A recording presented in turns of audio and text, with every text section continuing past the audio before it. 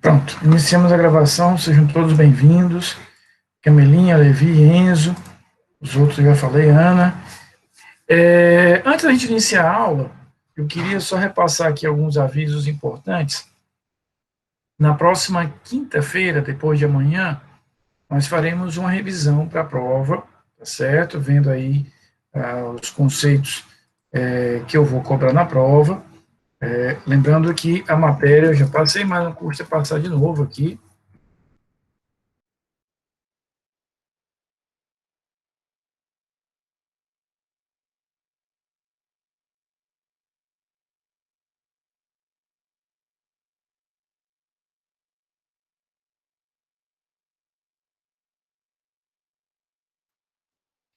E eu quero realmente fazer com vocês, repito, uma revisão na próxima quinta-feira. Vamos trabalhar um pouquinho nas dúvidas de vocês, tragam as dúvidas. Lembrando que semana que vem nós teremos aí a nossa primeira prova. Eu vou até na quinta-feira mostrar rapidinho como é que vocês podem acessar. Deixa eu só conferir aqui uma coisa, só um minutinho.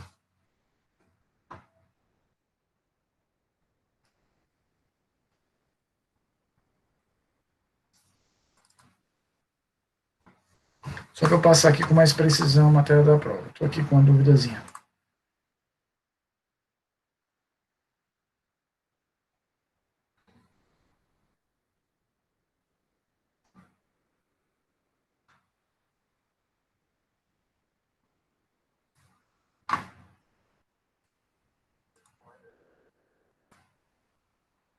Professor, Oi. boa tarde. É só me perguntar se dá para realizar a prova em 1 hora e 40 minutos, porque logo em seguida à sua aula eu vou ter que fazer outra prova. Aí, Na verdade dá para fazer em 40 minutos. Eu tiraria até 1 hora aí, entendeu? A prova está muito objetiva, muito tranquila, né? Eu disponibilizo, Enzo, e todos os outros. Vocês podem enviar em até 3 horas, mas a prova não é feita para ser respondida em 3 horas. Aí é só um excesso de zelo meu que disponibiliza um tempo maior para que vocês possam fazer. Ou seja, às 17h30 a prova vai estar liberada no AVA e vocês têm até às 20h30 para enviar a prova. Mas eu lhe garanto, Enzo, que você, então, que é um aluno muito presente, muito estudioso, assim como todos os outros, menos a Camila, vão aí fazer a prova em 30, 40 minutos, estão matando a prova. Né? Camila não, Camila vai precisar de tempo, né? Aí eu não tenho a menor dúvida disso. Então, semana que vem, portanto, temos a prova, primeira chamada aí na terça-feira, a segunda chamada na quinta-feira. Nós não teremos aula semana que vem aqui. Eu não vou abrir aqui a nossa sala. Eu vou estar acompanhando, Camiliano, eu vou estar acompanhando pelo grupo de WhatsApp e pelo Uniforline. Qualquer problema, me reportem lá no Uniforline, me reportem no nosso grupo de WhatsApp, vou estar muito atento. Mas a lógica é essa, ou seja, a prova a partir das 17h30 estará disponível, você baixa a prova, ela é um arquivozinho .doc, são 2 questões subjetivas e 10 itens de falso e verdadeiro, responde ali a prova, salva a prova e envia de novo via PDF, tá bom? Só tomem cuidado que tem que salvar e enviar via PDF. Mas eu lhe garanto, Enzo, que você não vai levar, assim como todos os outros, mais do que 40, 50 minutos para fazer a prova. Repito, eu disponibilizo aí 3 horas por uma medida de cautela, porque às vezes tem uma questão, Enzo, do sistema, né? Você sabe que no iníciozinho da prova ali fica às vezes um pouco mais congestionado, o AVA, Então, você tem essa tranquilidade, ai meu Deus, eu não consegui mandar a prova agora, está congestionado. Você pode salvar, daqui a pouco você manda de novo, e você vai ter até as 8h30 para enviar isso aí, tá bom?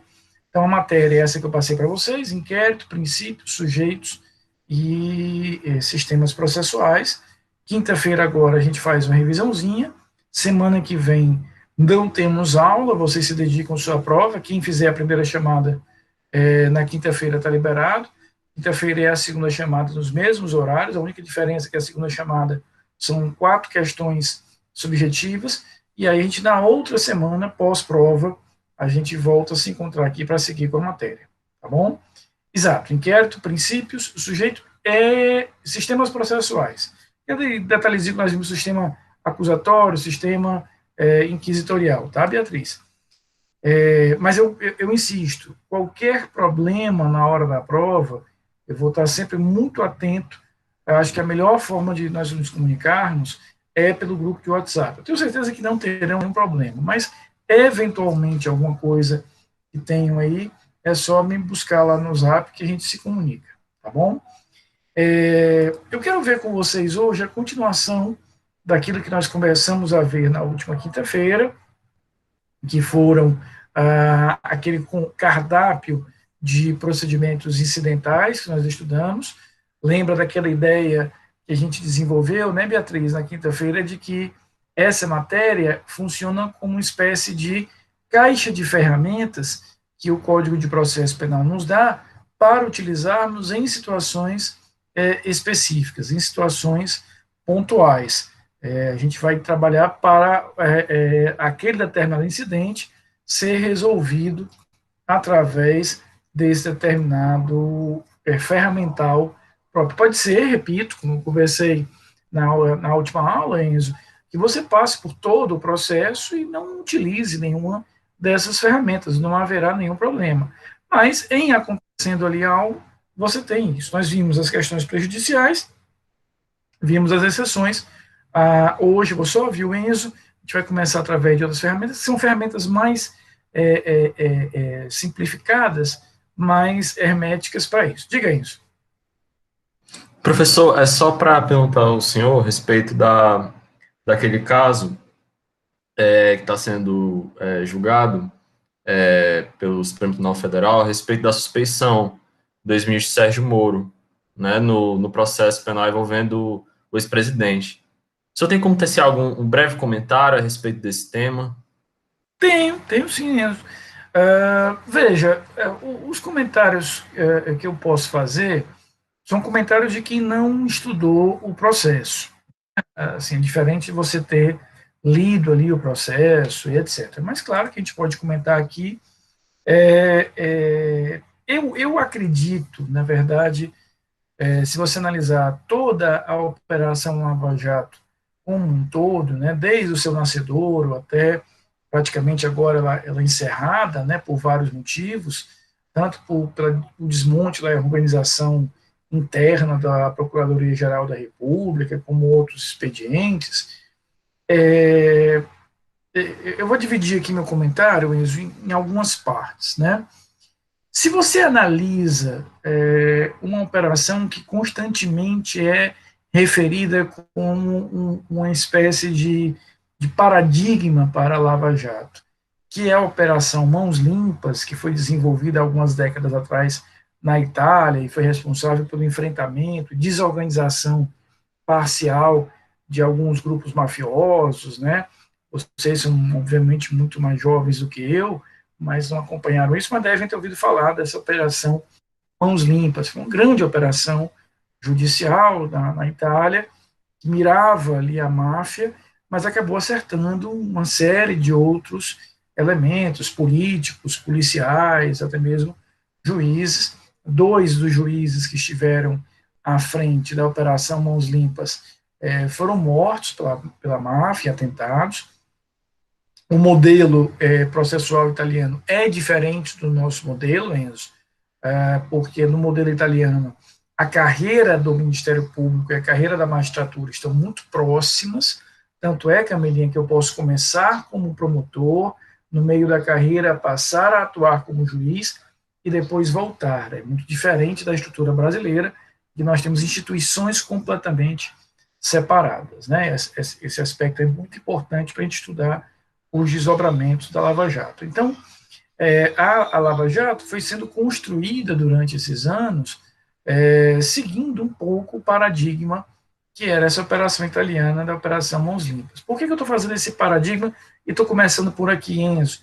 Porque, se você analisar o fim da Operação Mãos Limpas na Itália, ela foi desorganizada em seu fim por uma reação muito forte da classe política. A classe política reagiu muito fortemente, aprovaram leis que anistiavam determinados condenados, tentaram responsabilizar criminalmente dois dos juízes, chegaram a responsabilizar criminalmente dois dos juízes que estavam à frente da operação por alegarem que eles teriam abusado no alcance ali da sua investigação.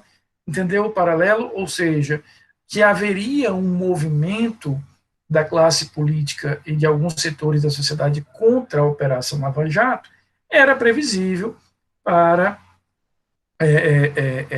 fazer frente àquela ação, que tinha sido uma operação que tinha atingido aí, como nunca antes, setores politicamente e economicamente muito relevantes do país.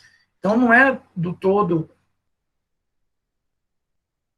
de se estranhar, Enzo, essa reação, tá? Agora, essa reação, repito, de alguns setores da sociedade, alguns parlamentares e outros setores econômicos e etc., contra a Lava Jato, era previsível, isso já estava precificado, que bastava ver o exemplo italiano da Operação Mãos Limpas, mas foi imensamente facilitado, né, esse desmonte e essa espécie, talvez a palavra que eu vou usar seja muito, muito pesada, Enzo, mas essa espécie de desmoralização da Operação Lava Jato, repito, é uma palavra um pouco pesada, mas eu não me vem outra agora, foi facilitada enormemente por alguns fatores, né? Primeiro, a saída do ex-ministro, do ex-juiz Sérgio Moro, da titularidade da vara que cuidava principalmente dos feitos ali, para o governo, né? Por óbvio, Enzo, ele tem todo o direito de fazê-lo, né? Ele não é algo de maneira nenhuma ilegal, né? Ele abre mão da carreira de magistrado, vai ao governo. Eu considero um erro estratégico imenso, né?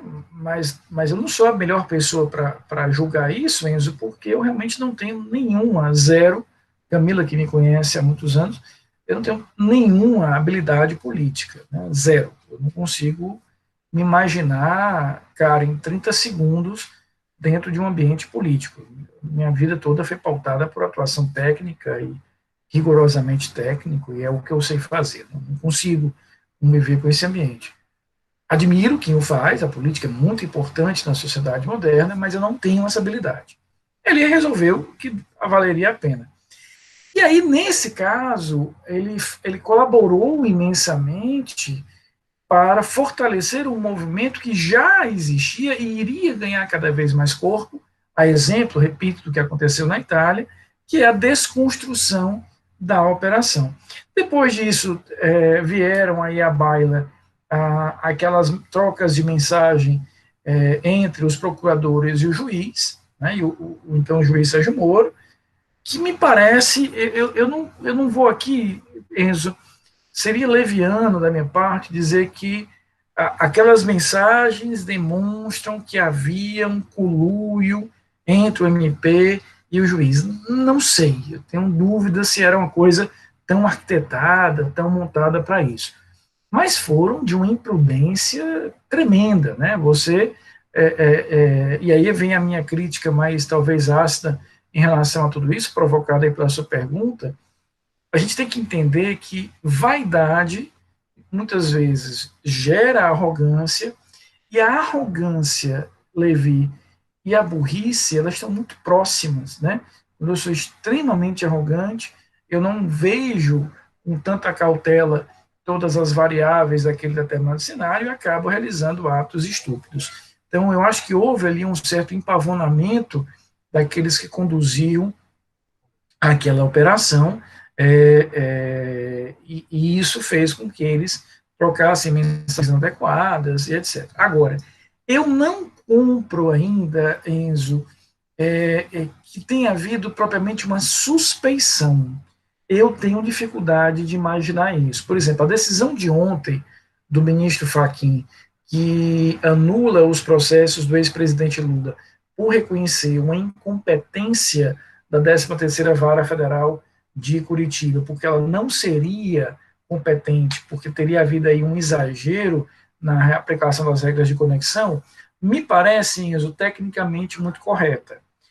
Eu faço uma ressalva em relação à decisão do ministro Fachin de ontem, é que ela me parece muito tardia, certo? Ou seja, isso já tinha sido discutido em várias instâncias, inclusive no Supremo, o ministro, inclusive, tinha tido um posicionamento, e do nada ele tira ali da cartola, num habeas corpus, em cima de um embargo de declaração. Isso eu acho que fragilizou muito a decisão dele, o time que ele escolheu, que foi muito ruim, né? Mas em relação ao mérito da decisão de ontem, de competência, eu vejo uma plausibilidade. Já em relação à suspeição, Enzo, eu não consigo ver, né? E é uma opinião muito minha, ou seja, que teria havido ali uma ação deliberada do juiz com os procuradores, mirando o ex-presidente Lula, para facilitar o presidente Bolsonaro na sua campanha. Eu não consigo enxergar tantas conexões a ponto de dizer que a decisão que ele tomara lá atrás já seria contaminada por essa suspeição. Onde é que eu quero chegar para finalizar aqui a tua pergunta? Eu acredito realmente e lamento profundamente, que ele se perdeu em determinado momento, no momento que sai da magistratura, que vai para o governo. Aí eu acho que ele colaborou bastante com essa argumentação. Por isso que eu acho que foi um movimento estrategicamente muito ruim. Ele acabou dando muita munição para esse tipo de argumento. Talvez se ele ainda hoje estivesse lá na 13ª Vara, o olhar sobre tudo isso fosse um pouco diferente. Eu considero o ex-juiz e ex-ministro Sérgio Moro um dos grandes responsáveis por esse ocaso aí da Lava Jato, com esse movimento que ele fez. Mas eu tenho uma dificuldade de imaginar uma cadeia de atos que possa me autorizar a concluir que quando ele sentenciou lá atrás, ele não foi imparcial, porque ele já tinha um vínculo com isso, e mirava tal objetivo. Eu não consigo enxergar, né? Então, a decisão de ontem do ministro Fachin, apesar de eu considerar tarde, extemporânea, mal localizada no tempo, ela deveria ter sido tomada lá atrás para evitar aí tantas discussões e tantos problemas para o processo. É muito ruim você anular um processo depois de tantas instâncias, mas do ponto de vista do processo penal, ela tem alguma coerência. A suspeição, que deve ser confirmada, né, está 2-2, né, o ministro Lewandowski e o ministro Gilmar pela suspeição, a ministra Carmen Lúcia e o ministro Fachin pela não suspeição, e o ministro Cássio pediu vistas, então essa decisão não sairá hoje, ele estará em outra sessão, mas há uma tendência natural de que ele acompanhe a suspeição. Eu tenho dificuldade de enxergar. Por isso, porque se você analisar o próprio histórico da Lava Jato, Enzo, ela vai começando, ali um doleiro e outro doleiro, e de repente chega.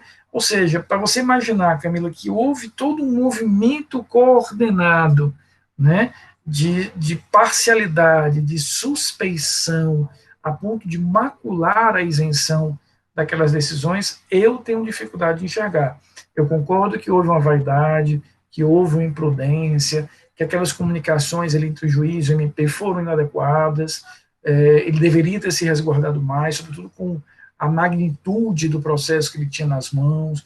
Acho um erro tremendo ele ter ido para o governo, sobretudo de forma tão imediata. Concordo com tudo isso, mas eu não consigo enxergar o elemento da suspeição, Enzo. Apesar que, repito, a tendência é que ela seja confirmada. Então, em resumo,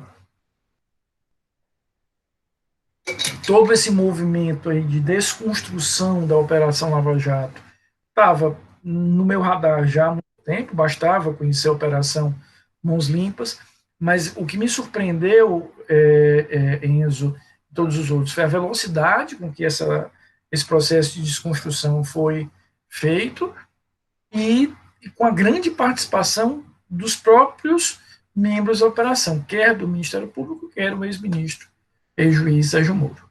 Eu não sei se eu consegui te explicar, Enzo, mas é mais ou menos isso.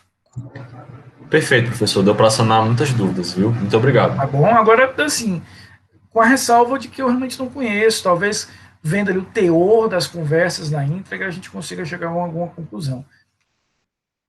Alguém queria falar, eu acho que, não sei se foi a Karen ou se foi a Beatriz. Era eu, professor. Diga, querida. Eu queria tirar uma dúvida em relação à aula passada, do artigo 93. Certo. Eu queria pedir para o senhor me explicar mais uma vez, se desse. Claro, quantas vezes, o pacote aqui é fechado. Obrigada. Está na conta já. O 93, vamos só voltar um pouquinho, né, Beatriz?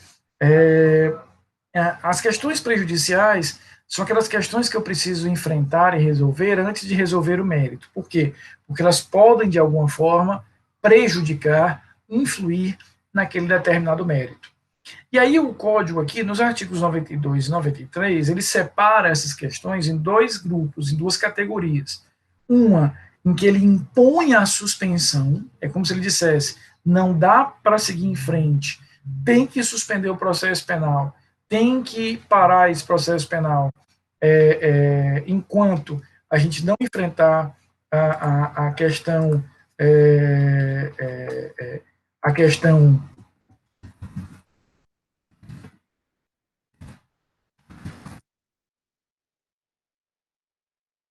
enquanto ele efetivamente não enfrentar essa questão prejudicial, e aí ele está no artigo 92, em que ele sinaliza aí, evidentemente,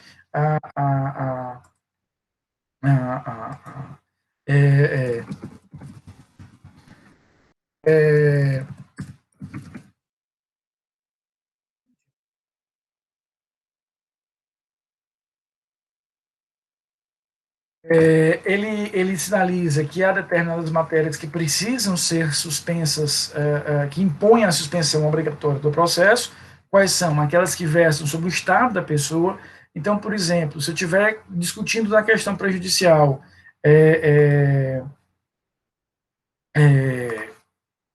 filiação, né,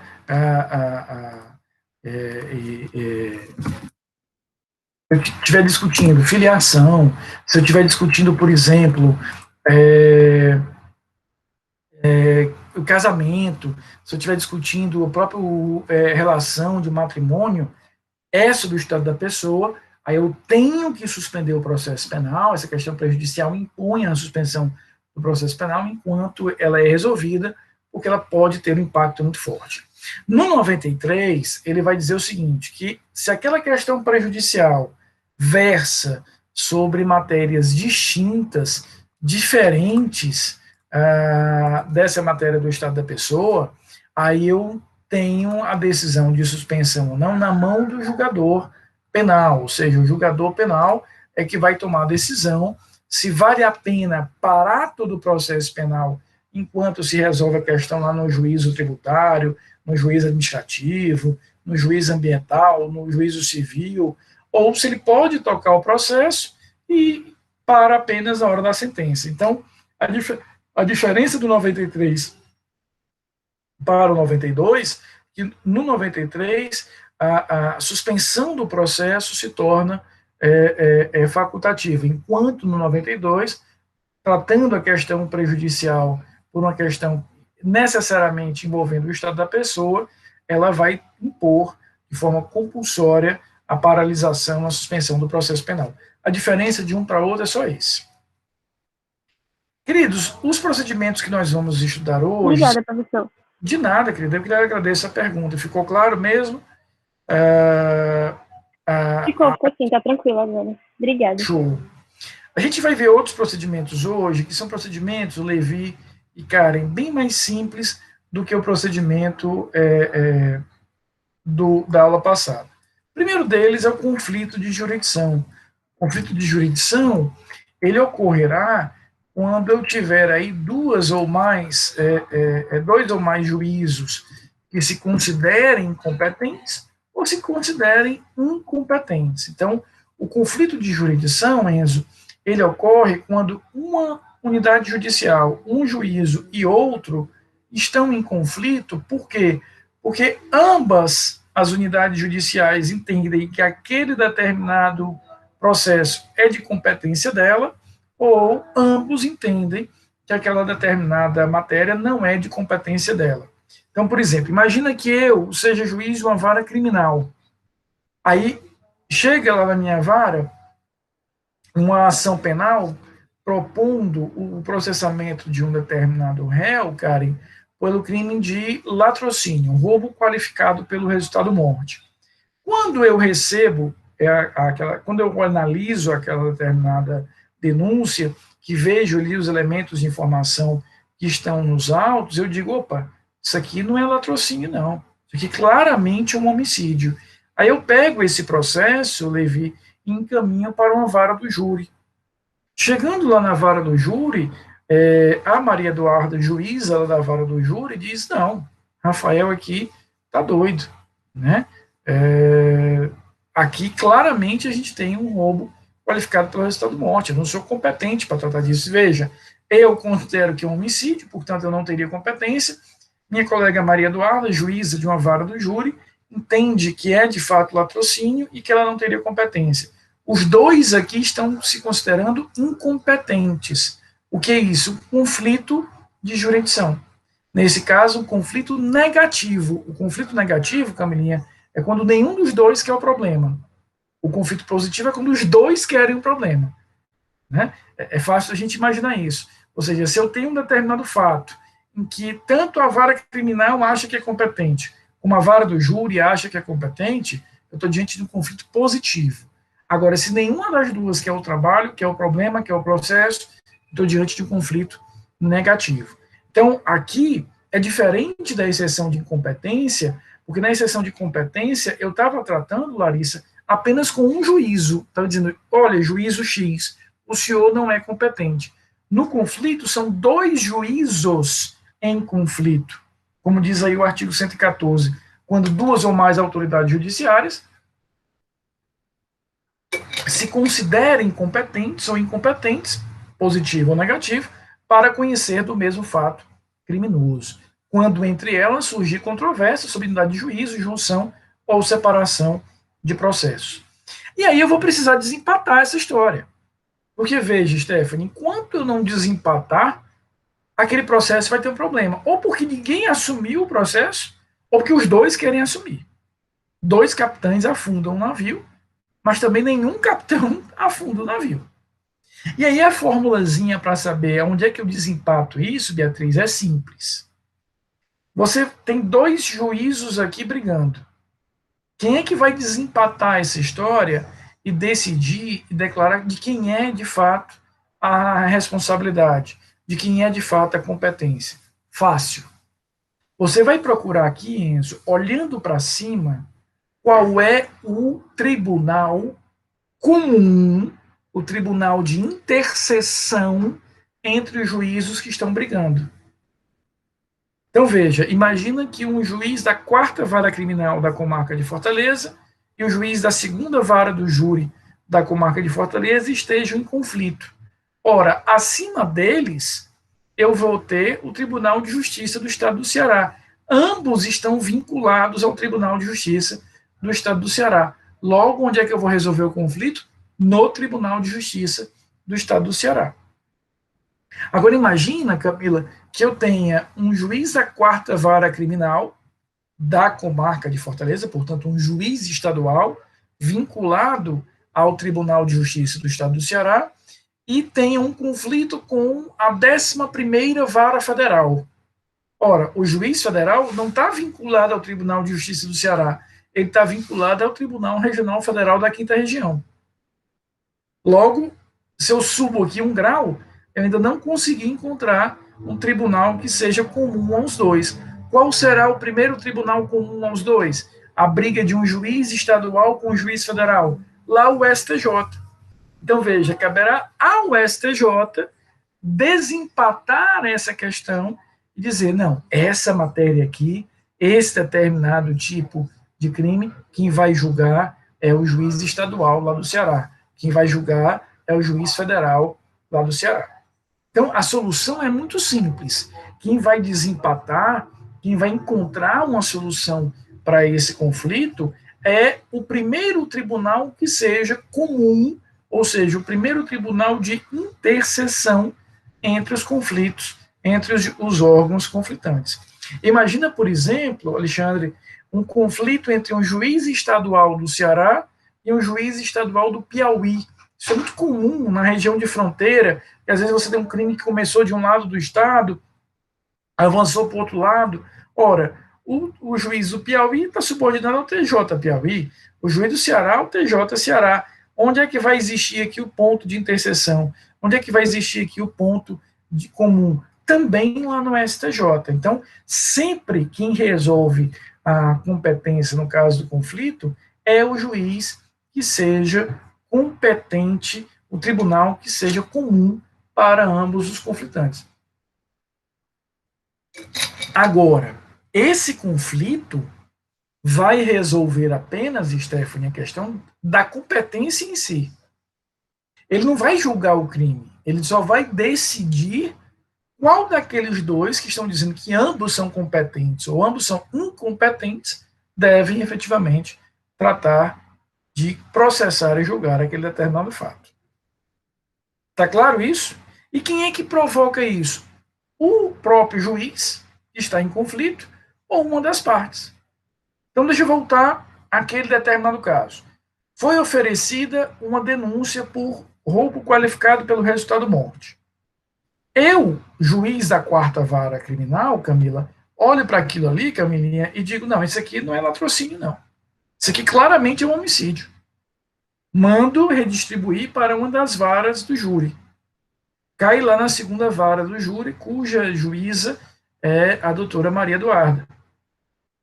Maria Eduarda olha para aquilo ali e diz, não, isso aqui não tem nada de homicídio, como o Rafael está dizendo, não. Isso aqui, de fato, é um latrocínio. Veja, eu não quero processar porque eu entendo que é efetivamente caso de homicídio e a Maria Eduarda, lá da 2ª Vara do júri, entende que é caso de latrocínio. Eu não quero o processo, ela também não quer o processo. Como é que eu resolvo isso? Caberá ao tribunal que é comum aos dois, nesse meu exemplo específico, o Tribunal do Estado, o Tribunal de Justiça do Estado do Ceará, desempatar esse conflito. Ele vai analisar o conflito, aí ele vai dizer, opa, realmente o Rafael tem razão. Aqui é um caso de homicídio. Ou ele vai dizer, não, a Eduarda tem razão, é um caso de latrocínio. Então, o que eu tenho aqui, efetivamente, Beatriz, esse choque onde os dois querem cuidar do processo, Camilinha, ou nenhum dos dois.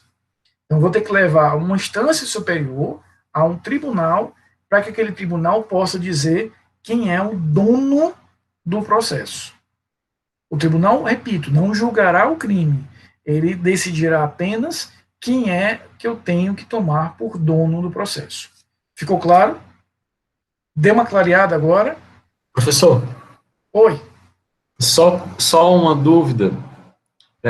Quem que provoca mesmo? É o próprio juiz? Pode ser qualquer dos juízes, tá? E pode ser uma das partes. Por exemplo, na hora que eu... E a própria defesa. Certo. Perfeito. Certo? Valeu.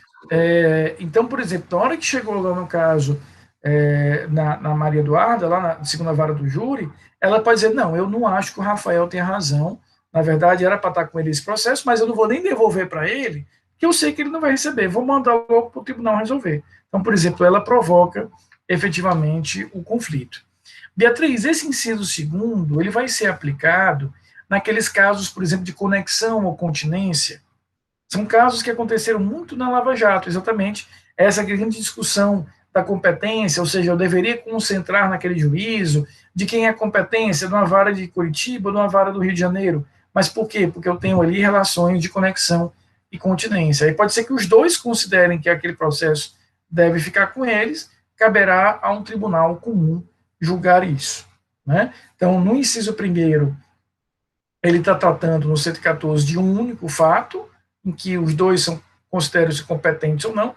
No inciso segundo, são essas espécies de junção, de unificação de processos, normalmente derivadas daquelas regrinhas de conexão e continência, que a gente ainda vai ver, repito, esse semestre. Né? No final do semestre, a gente vai ver essas regrinhas de conexão e continência, que são fatos que possuem algum tipo de vínculo, né, entre isso. Não se preocupe, o que importa é que você tenha entendido, tá bom, Beatriz? Fique tranquila. O próximo procedimento, como eu falei, esses procedimentos de hoje são muito pontuais, né? Eles são ferramentas, Yuri, para resolver questões muito específicas. Veja que o conflito de jurisdição quer resolver apenas ali quem é o dono do processo. Aqui a gente vai ver um outro, que é a restituição de coisas apreendidas. Olha o que é que nos diz aqui o artigo 118. Ele diz o seguinte, ó. Antes de transitar em julgado, a sentença final, as coisas apreendidas não poderão ser restituídas enquanto interessarem ao processo. Aqui a gente vai precisar entender o seguinte,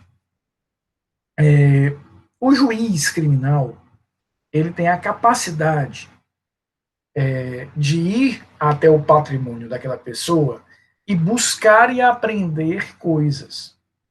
Por que ele vai determinar a busca e a apreensão de coisas? Ele vai buscar e aprender sempre que ele enxergar naquela coisa um interesse probatório. Então, Karen, ele quer aprender aquele computador pelos dados que ele tem ali. Ele quer aprender aqueles documentos porque eles provariam a fraude à licitação.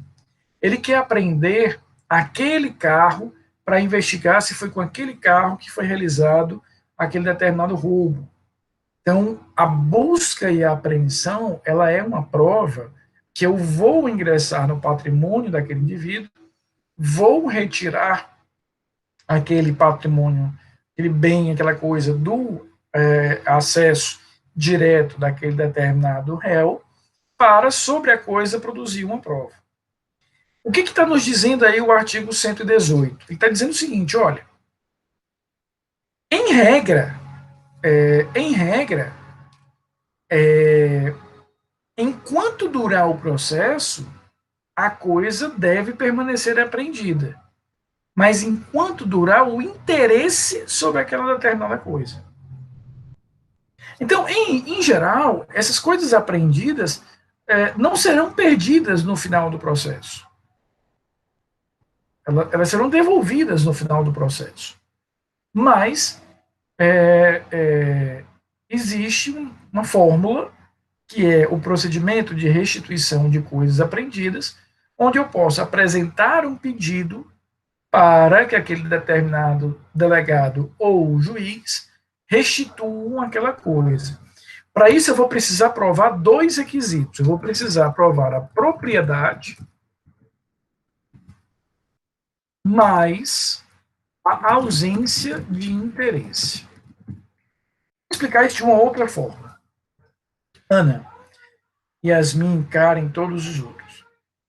O juiz criminal, ele vai até o patrimônio daquele determinado indivíduo e ele toma os bens. Ele pode fazer isso com duas motivações diferentes.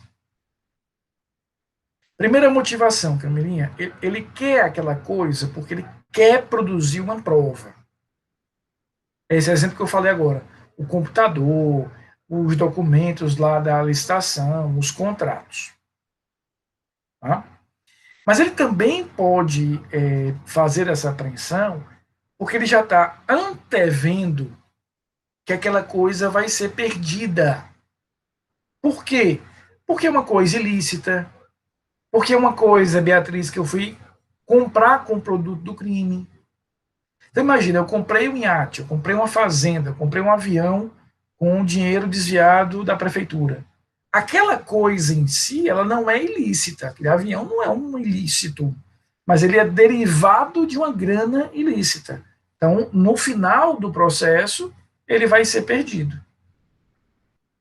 Então, o que acontece? Quando o juiz vai no patrimônio e toma o patrimônio, ele pode ter uma dessas duas motivações em mente. Primeira motivação, ele está objetivando diretamente produzir a prova. Ele está objetivando produzir prova. Segundo, ele não quer produzir prova. Ele apenas está vendo que aquele bem pode ser perdido e se ele não tomar logo, provavelmente ele não toma depois. Essa diferença está clara. Essas duas motivações. Eu posso querer produzir prova sobre aquele bem, ou eu posso, efetivamente, querer tomar aquele bem, porque no final ele vai ser perdido em nome do Estado. Para que eu tenha esse bem de volta, para que eu recupere esse bem, eu vou ter que usar esse pedido de restituição de coisas apreendidas.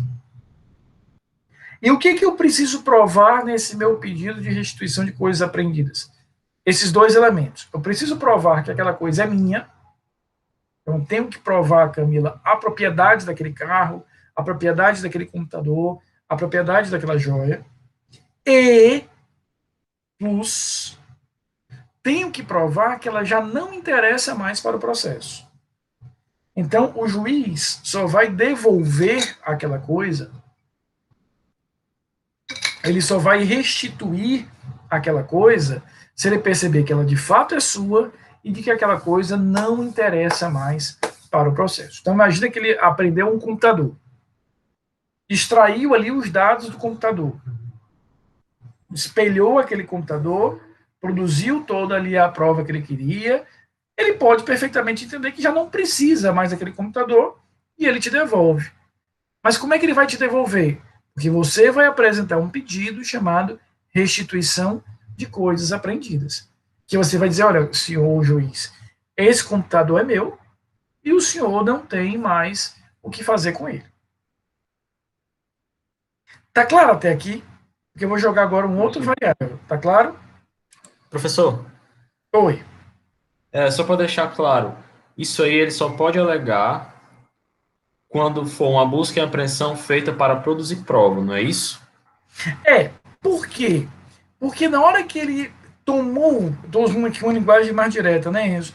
Na hora que ele tomou aquele bem, porque aquele bem vai ser perdido no futuro, ele está usando esse outro procedimento aqui, ó, chamado medida assecuratória, que é o próximo procedimento. Olha o que diz aí o artigo 125. Caberá o sequestro dos bens imóveis adquiridos como provento da infração, ainda que tenham sido transferidos. Depois, ele vai estender essa mesma lógica aos bens móveis. Então, a gente pode aqui traçar, e olha o que diz aqui, deixa eu só citar aqui, depois a gente organiza isso. Artigo 130. O sequestro poderá ser ainda embargado pelo acusado e pelo terceiro. Vamos organizar tudo isso que eu acabei de falar aqui. Se o foco é a prova, o juiz vai usar a busca e a apreensão. E como é que eu desfaço a busca e a apreensão? Através da restituição de coisas apreendidas.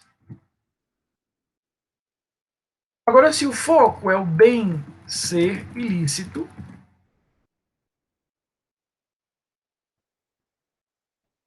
quer móvel, quer imóvel, o juiz não utiliza a busca e apreensão, ele utiliza as medidas assecuratórias.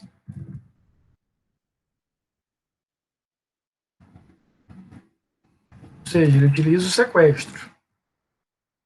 Como é que eu desfaço, eu me oponho a esse sequestro? Através dos embargos que estão aí no artigo 130.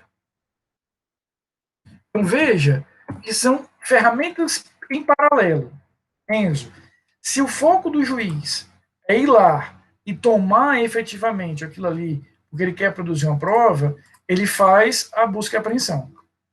Tá? Ele faz a busca e apreensão através, efetivamente, do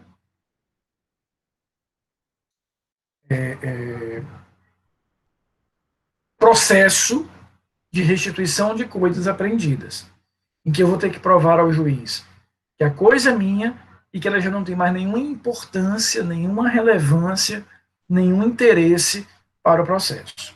Agora, só para concluir aqui, Yuri, se o juiz olha para aquela coisa e percebe que já não tem mais nenhum interesse de prova, ele não vai produzir prova sobre aquilo ali, mas é apenas uma daquelas coisas que foram adquiridas com o produto do crime e que podem ser perdidas no final, ele vai fazer o sequestro dessas coisas, e se eu quiser me opor a esse sequestro, eu tenho que apresentar os embargos, que tem uma outra lógica. Por quê?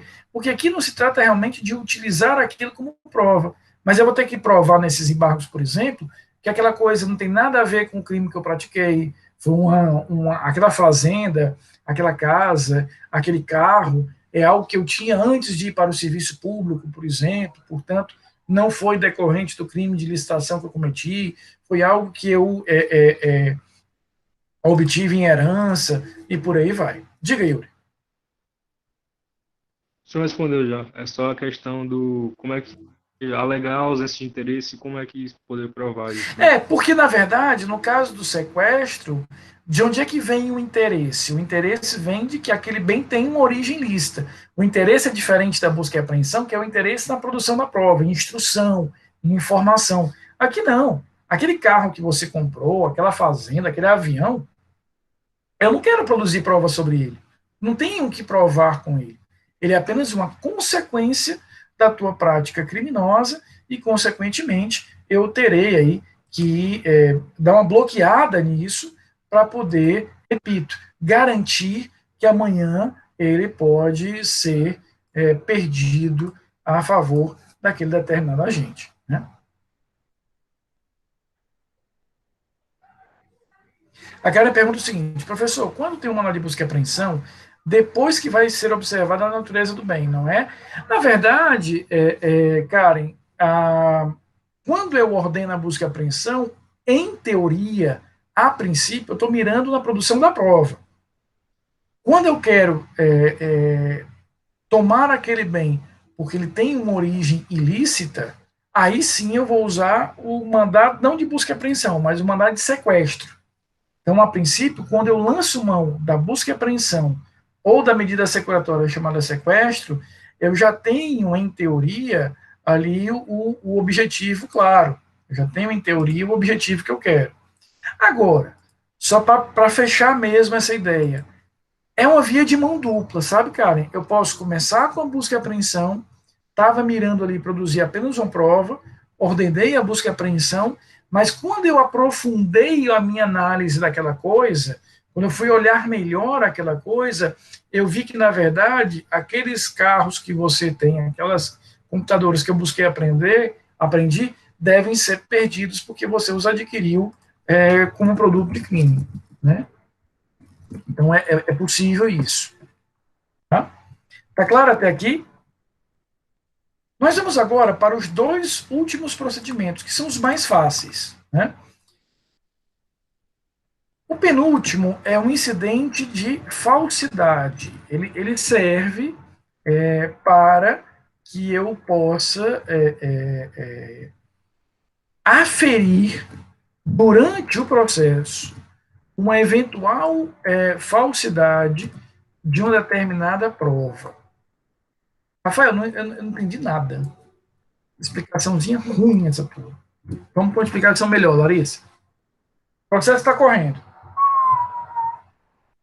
Em determinado momento, Ana, há uma dúvida sobre se aquele contrato que ali existe, se aquela apólice de seguros que ali está no processo, se a cópia do passaporte que foi juntada ali pela parte, se ela é verdadeira. Então, veja, o processo principal aqui está se desenvolvendo. e dentro dele chega um elemento de prova, pode ser um contrato, pode ser uma pólice de seguros, pode ser uma cópia do passaporte, uma fotografia, um vídeo, um áudio, que há uma desconfiança do juiz ou de uma das partes de que aquela prova ela é falsa. Ora, Karen, se ela é falsa, ela pode indevidamente interferir no julgamento do processo. O que o juiz faz? Ele não vai mexer, por enquanto, no processo principal. Ele vai instaurar aqui um procedimento paralelo, os dois vão correr em paralelo, e esse procedimento paralelo, especial, específico, tem como foco apenas e tão somente verificar a falsidade daquele elemento de prova. Então, a gente vai ter aqui um procedimento paralelo que vai apenas avaliar se aquele contrato, se aquela pólice de seguros, se aquela cópia do passaporte, se aquele carimbo no passaporte, se aquela fotografia é verdadeira ou não. Por quê? Porque se ela for verdadeira, que ela continue no processo e o juiz use lá na sentença se ele quiser. Agora, se ela for falsa, eu tenho que tirá-la do processo para ela não influenciar indevidamente o juiz e numa outra investigação eu vou apurar ali o eventual crime de falsidade. Muitos de vocês aqui estudaram comigo no semestre passado, lá em Penal 3, aqueles crimes contra a fé pública, falsidade de material de documento público, falsidade de material de documento privado, falsidade ideológica. Então, se eu provar nesse procedimento incidental que aquela determinada informação, aquele determinado documento é falso, que eu apure a responsabilidade sobre a falsidade no outro lado, mas não ali. Então, veja, esse incidente de falsidade, ele tem como objetivo apenas e tão somente não confundir, não bagunçar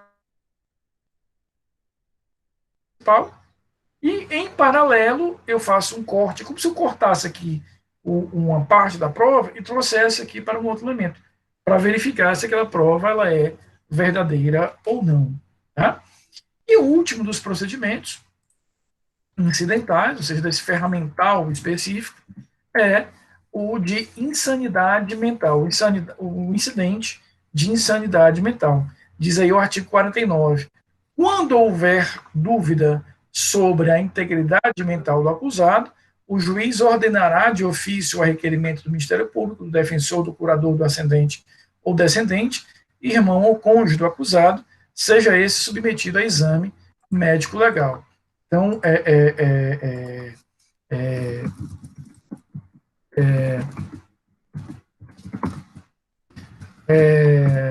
o que a gente vai ter, efetivamente, é a possibilidade, vejam só, é a possibilidade da gente construir, né, dentro dessa estrutura, uma análise médico-legal sobre a sanidade daquele indivíduo. Como é que funciona? O processo penal está correndo. Aí surgiu uma dúvida, Stephanie, se aquele réu tem ou não tem sanidade mental. O juiz dá um pause no processo, ele pausa o processo, dá um stand-by, e aí, em paralelo, ele vai iniciar esse incidente de sanidade. Como é que funciona isso? Ele vai nomear dois peritos que terão 45 dias, prorrogável por mais 45 dias, para avaliar efetivamente a sanidade mental do acusado, né?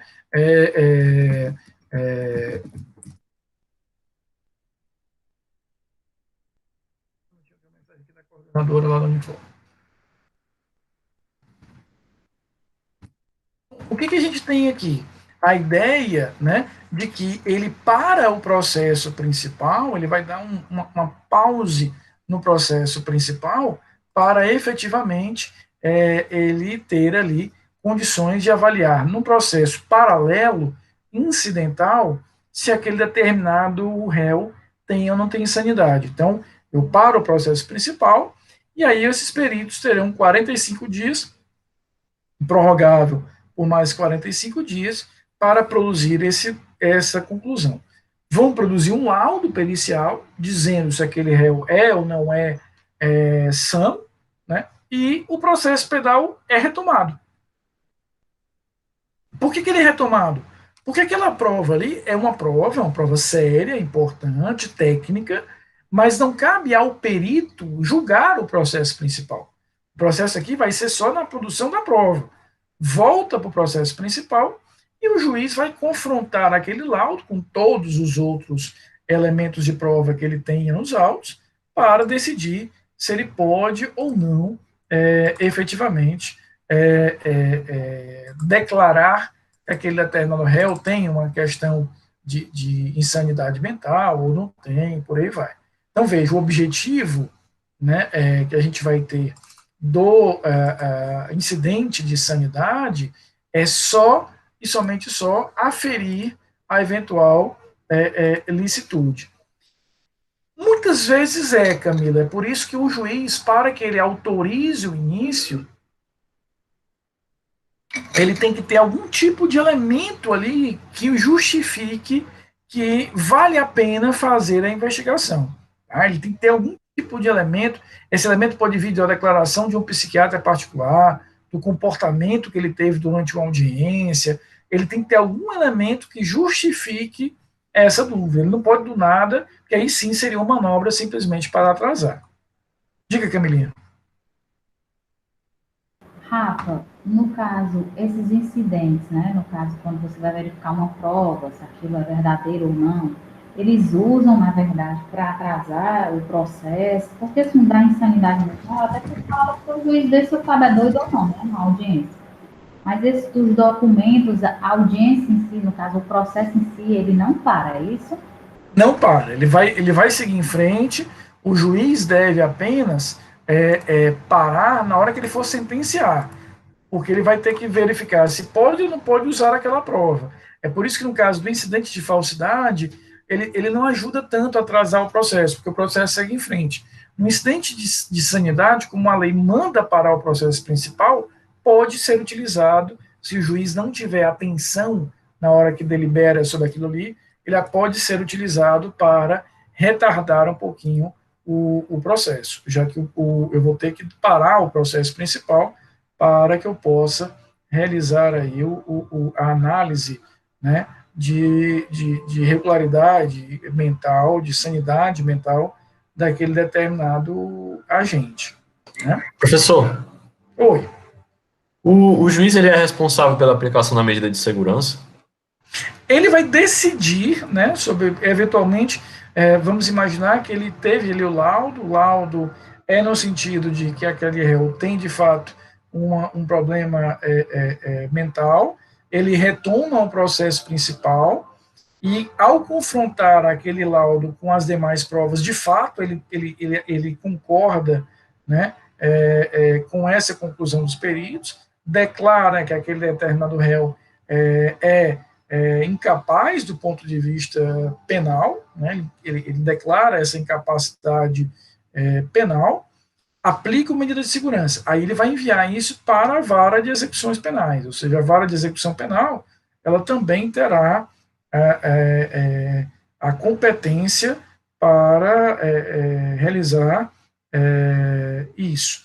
Existem alguns tribunais, né, que têm varas especializadas no tratamento de medidas de segurança, mas ordinariamente cai aí para uma das varas de execução penal. Normalmente é uma delas que vai ser responsável por enfrentar e conduzir essa execução, porque ela tem características muito próprias, né? A medida de segurança, você muito bem sabe, viu lá em direito penal, ela é fixada em 3 anos, depois desses 3 anos, eu vou fazendo reavaliações anuais daquele determinado agente, para saber se houve a chamada cessação da periculosidade. Se houve, eu vou ter que verificar qual é o impacto que isso traz para o processo e qual é a regrinha.